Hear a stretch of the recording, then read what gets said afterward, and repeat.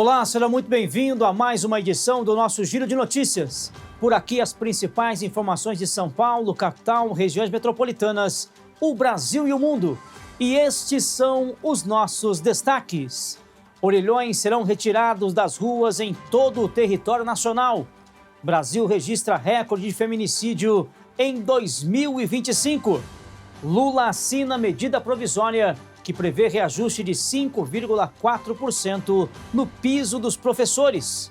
Júlio Casares renuncia à presidência do São Paulo em dia de operação no Morumbi. Verão, temperaturas baixas no sudeste do Brasil. Rodovia Anhanguera muda de nome para Rodovia Comunicador Silvio Santos. Esporte, bem-estar e meio ambiente marcam a comemoração de 472 anos de São Paulo no bairro do Itaim Paulista. E ainda, placar esportivo, previsão do tempo e agenda cultural. Tudo isso e muito mais a partir de agora em nosso Giro de Notícias. Vamos iniciando o nosso Giro de Notícias para falar sobre o fim dos orelhões. O ano de 2026 marca o fim de uma era no Brasil. Os orelhões, os famosos telefones públicos que chegaram a ser um símbolo nacional, começaram a ser retirados definitivamente das ruas de todo o Brasil.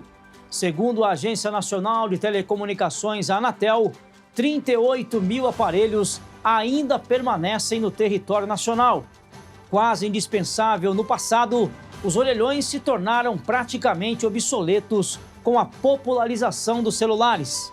A retirada começa agora, porque no ano passado acabaram as concessões do serviço de telefonia fixa das 5 empresas responsáveis pelos aparelhos.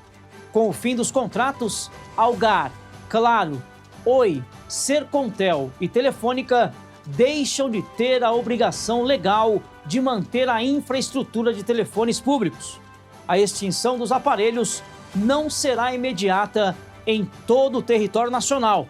Em janeiro, começa a remoção em massa de carcaças e aparelhos desativados. Os orelhões só devem ser mantidos em cidades onde não há rede de celular disponível e somente até o ano de 2028. O processo de retirada já vinha ocorrendo nos últimos anos.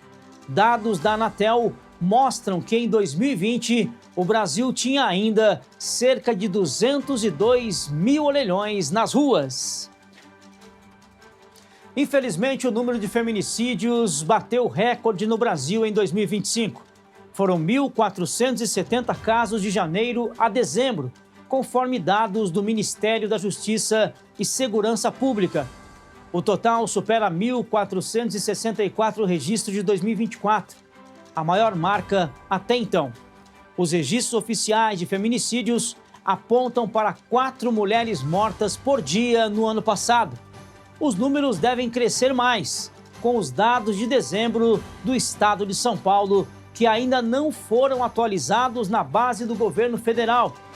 As estatísticas são computadas pelo governo do estado e enviadas pelo governo federal, que as divulga. Mesmo sem os números do último mês de 2025, São Paulo é o estado com mais casos, sendo 233. Minas Gerais, 139 casos e Rio de Janeiro, com 134, aparecem na sequência. Ao longo do ano, o Brasil registrou uma série de casos de feminicídio que expõe a violência extrema sofrida por mulheres. Muitas vezes, dentro de relações afetivas marcadas por ameaças, agressões e históricos de perseguição. Em São Paulo, Tainara Souza Santos, 31 anos, morreu após quase um mês internada em estado grave, depois de ser atropelada e arrastada por mais de 1 quilômetro na Marginal Tietê, em São Paulo, pelo ex-ficante. Ela passou por ao menos 5 cirurgias de alta complexidade e o caso, inicialmente tratado como tentativa de feminicídio, passou a ser investigado como feminicídio após a sua morte. Em outubro, o presidente Luiz Inácio Lula da Silva sancionou um projeto de lei que aumenta a pena para feminicídio e para crimes cometidos contra a mulher. que fatos como esse não ocorram mais em 2026. Seguimos com o nosso giro de notícias para falar sobre o reajuste para professores. O presidente Luiz Inácio Lula da Silva assinou uma medida provisória na última quarta-feira, dia 21 de janeiro, que prevê um reajuste de 5,4% no piso dos professores. O valor passará de R$ 4.897,77 para R$ 5.130,63 em 2026. O percentual representa um ganho de 1,5 ponto percentual acima da inflação medida pelo INPC de 2025, que foi de 3,9%. Assim, o reajuste do piso salarial dos professores em 2026 será maior do que o previsto pela regra atual, que indicava um aumento real simbólico de cerca de R$ 18. A medida provisória prevê novos critérios para cálculo do piso salarial da categoria. O piso salarial é o valor mínimo que professores devem ganhar em todo o país. A atualização do piso salarial será publicada em portaria assinada pelo ministro da Educação, Camilo Santana, e foi calculada com base nas mudanças previstas na medida provisória. Giro de notícias comigo, Edmelo. Não se esqueça, siga, acompanhe, dê um like e compartilhe. E vamos seguindo com o nosso giro de notícias para falar sobre a renúncia lá no Morumbi. Júlio Casares renunciou à presidência do São Paulo Futebol Clube na última quarta-feira, 21 de janeiro, 5 dias após o Conselho Deliberativo do time aprovar a abertura do processo de impeachment. Ele havia sido afastado do cargo com a decisão do Conselho Deliberativo. Em carta aberta publicada em suas redes sociais, Casares afirmou que a renúncia não representa confissão, reconhecimento de culpa ou validação das acusações, e disse também que a decisão foi tomada pela necessidade de preservar a sua saúde e, sobretudo, proteger sua família de ataques e ameaças gravíssimas. No mesmo dia, a polícia realizou uma operação contra a venda ilegal de camarotes no estádio do Morumbi, um dos episódios que motivaram o pedido de impeachment do agora ex-presidente. Giro de notícias comigo, Edmelo, falando agora sobre tempo e temperatura. A cidade de São Paulo segue com tempo estável e sob influência da zona de convergência sul, sistema meteorológico que mantém o avanço de nuvens carregadas sobre o sudeste. O fenômeno tem provocado quedas nas temperaturas, céu encoberto e chuvas frequentes em diferentes regiões do estado. Por janeiro ser o mês das férias, muitas pessoas ficam se perguntando: até quando vai o frio em São Paulo? De acordo com os meteorologistas, o tempo mais frio e instável deve persistir enquanto as ICAs, zona de convergência do Atlântico Sul, continuar atuando sobre a região. A tendência é de manutenção das temperaturas amenas e do risco de chuva nos próximos dias, sem previsão de calor intenso no curto prazo. Fique atento, se proteja, se agasalhe e vamos aguardar o tempo melhorar no Sudeste. Giro de notícias comigo, Edmelo, você que nos acompanha, o nosso abraço, o nosso muito obrigado. Não se esqueça, dê um like, dê aquele joinha, compartilhe e, claro, esteja sempre conosco, muito bem informado em nosso Giro de Notícias. Falamos agora sobre um tema muito importante e uma homenagem espetacular. Rodovia Comunicador Silvio Santos.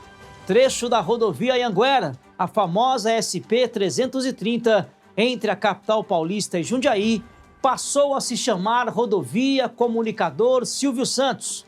A mudança foi aprovada pela Assembleia Legislativa do Estado de São Paulo em novembro de 2025 e sancionada pelo governador Tarcísio de Freitas, alterando a denominação do trecho entre o quilômetro 10, em São Paulo, e o quilômetro 56, em Jundiaí.